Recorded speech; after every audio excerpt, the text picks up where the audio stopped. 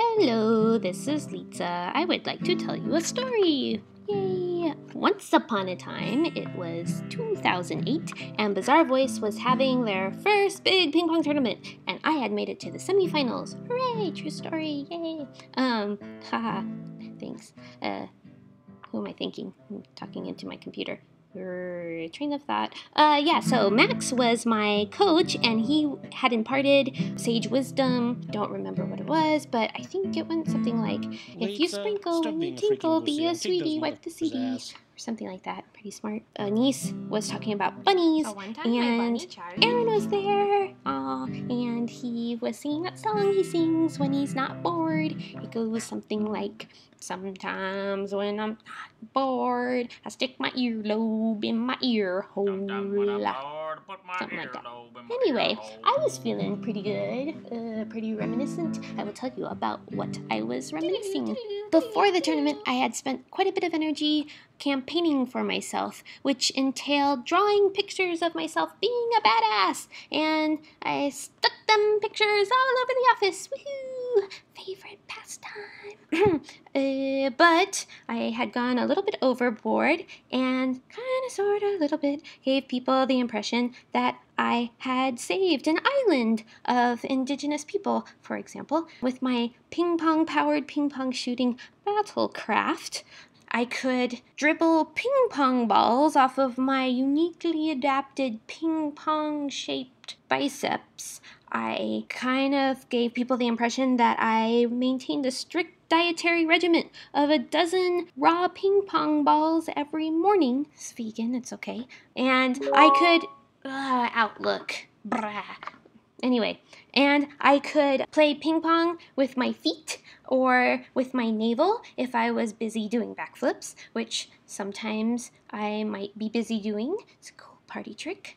Yeah, but nothing so overboard that people didn't go for it, because people totally went for it. For example, Andrew Chen was like, Litsa, how can you be so talented and yet so humble? And I was like, I know, right? Ha. Maybe I'll show you something sometime. And then President Obama was like, Litsa, your ping pong skills have brought hope to a nation. And I was like, hey. Then Max said of the sign of the Litsa, Ew, don't you know that this already means something? To which I replied, whatever, which totally disarmed him. Actually, I didn't do that. I looked instead at my hand holding the paddle, and I was like, oh, no way, it's the sign of the bunny. But of course, I must channel the mighty bunny within. No wonder the food of my power animal, vegetables, creates this feeling within me. Ha-ha! I could no longer contain myself. Bunny power!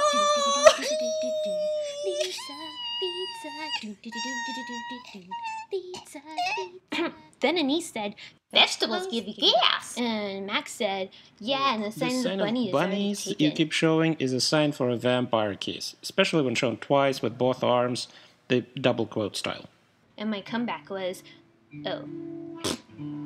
Yay! Backstory accomplished!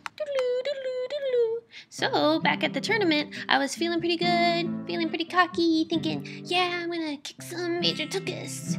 Watch out! But then I missed the ball. And then people were like, oh, Litsa! Yay, Litsa! When are we gonna see some backflips? Are you gonna save some villagers? And I was like,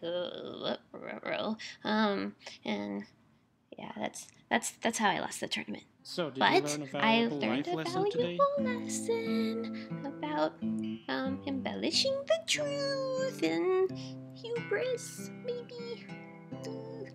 Yeah, I was being selfish with my fantasies. I should have shared my fantasies with people, or put people in my Okay, so here's an example. Azel and Slex are totes besties, but Azel really likes gators. So what if, in the world of Super Awesome, it was Azel and Slexigator?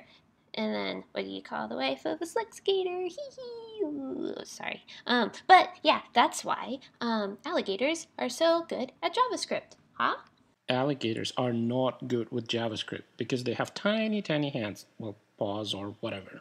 Indeed. Max has a pet unicorn, and it can fly because it's on loan from She-Ra, and its name is Swiftwind, actually. By the way, it's called Swiftwind because eating butterflies gives it gas. Okay, that's your story, Max. Fast. Shut it. I mean, ha. Oh, Brett. Brett becomes super wealthy off of Bazaarvoice stock and stuff, and so he hires an uchi chef to be his architect of his brand new house, which ends up being a bento box because of his decision to hire a sushi chef, and so he has a never-ending supply of really large fish on his roof, and his front yard has a wine fountain. I didn't really think that one through. Anise no longer has allergies, and so she becomes a cat lady, but her cats kind of look like bunnies, so she's still kind of a bunny lady, and her cat bunny things are dumb because dumb animals are cute. Amy Etley wins the voice. Oh, and Kara Lee goes Super Saiyan, because that would be funny, and so does Tiff, but not John, because John panhandles.